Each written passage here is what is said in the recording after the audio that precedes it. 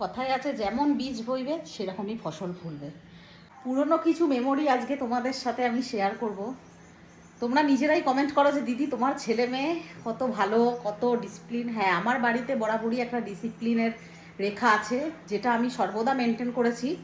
আজকে তোমাদের একটা জিনিস না দেখালেই তোমরা বুঝবে না যে আমার ছেলে মেয়েকে আমি কিভাবে আমি ওদের শাসনে রেখেছি। আজকে যে তোমরা ভালো বলো, তোমরা কি করে ভালো বলো, কারণ আমি সেই জায়গাটা মেনটেন করেছি। তো মনার একটা আজ থেকে প্রায় 2-4 বছর আগের একটা মেমোরি, যেটা ওর সঙ্গে একটা এগ্রিমেন্ট করেছিলাম আমি, সেই মানে একটা লিখিয়েছিলাম কাগজে যে এগ্রিমেন্ট করে, আর সেই কাগজটার লেখাটা শুধু কাগজে না, আমি লিখিয়েছিলাম যখন ও মাধ্যমিক দেবে সেই সময়। তোমাদের আজকে দেখাবো, যেটা কম্পিউটারে লোড আছে। আজকে হঠাৎ মনা বার করেছে, তাই তোমাদের সাথে সেটা শেয়ার না করলেই হবে না। হ্যাঁ, আমার সংসারে আমার সন্তানদের উপরে আমি প্রচুর ডিসিপ্লিনে আমি ওদের রাখি, মানুষ করেছি। তাই আজকে সবাই ওদের প্রশংসা করে, কারণ একজন মা হিসাবে এটা আমার মনে করি করা দরকার। আমার না, শুধু সবারই। কারণ সন্তানদের আবদারও যেমন মেটাতে পারি, তেমন কিন্তু একটা নিয়ম কানুন, একটা নিয়ম শৃঙ্খলার ভিতরে রাখাটা খুব দরকার। না হলে কিন্তু হাতের নাগালের বাইরে বেরিয়ে যাবে। কিন্তু আমার ছেলে মেয়েদের আমি সবসময় সেই সীমারেখাটা মেনটেন করে সব কিছু ওদের দিয়েছি, কিন্তু একটা সীমার মাধ্যমে। তো চলো দেখাই তোমাদের সেই পুরোনো দিনের মেমোরিটা। চলো তোমাদের দেখাই সেই এগ্রিমেন্টটা, যেটা মনার সঙ্গে আজ থেকে আমি কত বছর, মোটামুটি 5 বছর না 4 বছর আগে করেছিলাম। কি দেখা, বার কর। যখন এটা কম্পিউটারের সামনেটা যা হেগে রেখেছিস, জাস্ট তোরা বার কর। এটা সালটা তোমরা দেখো। এগুলো মিঠুন চিকেনটা এনেছে, নিয়ে নে। এই দেখো সালটা দেখো, 2020 সালের। কি লিখেছিলাম? আমি হলাম মনা, আমি একটা এগ্রিমেন্ট করছি যে আমার পার্সোনাল ফোন নেবার জন্য ফোনে কোনো পার্সোনাল পাসওয়ার্ড থাকবে না, 11টার পর কোনো ফোন ইউজ করা যাবে না, গার্লদের সাথে মেসেজ করা যাবে না, এই এগ্রিমেন্ট না মানলে ফোন নেওয়া যাবে না। বুঝতে পারছো? সত্যজিৎ সরকার 2020 সালে। ও যখন মাধ্যমিক পাস আউট করে যখন 11-এ উঠেছিল, মমতাদির কাছ থেকে যখন 10,000 টাকা পেয়েছিল ফোন কেনার জন্য, না দিয়েছিল তো এটা, তো তখনই ওকে ফোন কিনে দিয়েছিলাম আমরা। তো এইটা ছিল আমার এগ্রিমেন্টের শর্ত, যে এইটা শর্তটা যদি মানতে পারিস তবেই ফোন অ্যালাউ করব। তো এটা মেনেছিল ও, মেনে পরে এইটা মানার পরেই ওর বাবা শুদ্ধ ছিল। তো এরকম ওকে কম্পিউটারে লেখানো করিয়েছিলাম আমি, তাই তো। তো সেইটা আজও মেনটেন করে।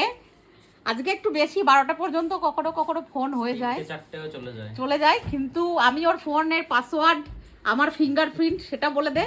সেটা থাকে আমার ফিঙ্গারপ্রিন্ট এই যে পাসওয়ার্ডে, কারণ এটা আমাদের বন্ডিং। যে এটা নয় যে আমরা ছেলেকে মেয়েকে কড়া শাসনে যে ভয় পাই, সেরকম নয়। এটা আমাদের বন্ডিং, আর এটা মেনটেন করা দরকার, তাই তো মনা? বুঝেছো? তারপরেই ওর বাবা বলেছিল হ্যাঁ তোর মা যদি পারমিশন দেয় তবেই ফোন কিনবি। তো দিয়েছিলাম। তারপরে এগ্রিমেন্টটা করার পরে, তারপরে আমি ওদের, ও যে 10,000 টাকা পেয়েছিল শিক্ষাশ্রীর জন্য, সেই 10,000 টাকা দিয়ে আরও 2,000-3,000 টাকা মিলিয়ে পরে আমি ফোনটা ওকে কিনে দিয়েছিলাম বিশ্বকর্মা পুজোর দিন। তাও এটা নয়, ফোনটা ফার্স্ট আমি ইউজ করেছি। এবারে আমার বাড়িতে একটা ছিল, ওর বাবা বলতো যে কোনো জিনিস নতুন আসবে আগে তোর মা ইউজ করবে, তারপরে আমরা। তো ওর বাপিকেও যখন আমি ফোন কিনে দিয়েছিলাম, তো আমাকে দিয়েছিল ফার্স্ট ইউজ করতে, তারপরে ওর বাবা ইউজ করেছে। মনারটাও তাই, ফার্স্টে 1-2 মাস আমি ইউজ করেছিলাম। তখন আমার কাছে একটা অন্য পোকো ফোন ছিল, সেইটা মনাকে দিয়েছিলাম। তারপর আমি ইউজ করার পরে দিয়েছি। এটা আমার ছেলে মেয়ে সবাই মনে করে যে আমার মা, আমাদের সব জিনিসে ফার্স্ট প্রায়োরিটি আমার মায়ের। এইটা ওরা মেনটেন করেছে এখনও পর্যন্ত, আর আজীবন যদি মেনটেন করে তবেই হলো আমার মানে সংস্কারের মানে 100% বেস্ট আমি দিতে পেরেছি, এটাই।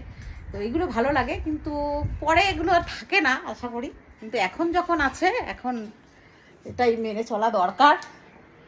যাই হোক, দেখালাম একটা পুরনো দিনের, যে অনেক দিন পরে পুরনো স্মৃতিগুলো তাজা হয়ে। তোর বাবা থাকলে হাসতে হাসতে পেট ছিঁড়ে যেত ওর বাবার, কিন্তু কিছু করার নেই, ঠিক আছে, ইটস ওকে।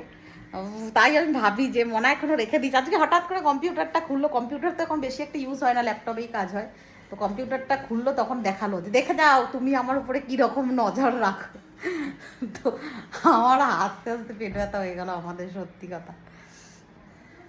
কিছুক্ষণের জন্য পুরনো স্মৃতি তাজা হলেও এখন আমরা ফিরে এসেছি আবার প্রেজেন্টে। সেটা হলো এখন ব্রেকফাস্ট টাইম। কি ব্রেকফাস্ট আজকে? ডিমের ভুর্জি, পরাঠা অ্যান্ড রুটি। এ খাচ্ছে পান্তুভাত, এ রুটি খেয়েছে, আর ওই যে সামনেও রয়েছে যেটা নাটক করছে এখন, আমারও এই যে এত বড় একটা গামলাতে রুটি আর ডিমের ভুর্জি আছে, তো এইগুলো খাবো। খেয়ে পরে রান্না হবে আজ। চলো খাওয়া যাক আগে। কথায় আছে যেমন বীজ বইবে সেরকমই ফসল ফলবে। তো আমাদের বীজটাই ভালো, আমরা ছোট থেকেই পুঁতেছিলাম সেইভাবে। তো আজকে আমাদের গাছ বড় হয়ে ফসল দিচ্ছে, সেটা ভালো, সেটা আমাদের কর্ম। তো আমার ছেলে মেয়েকে আমি সর্বদা এইভাবেই মানুষ করেছি। আর আজও আমার ছেলে অ্যাডাল্ট হয়ে গেছে, কিন্তু তবুও ও ওর মায়ের কথার রেসপেক্ট দেয়।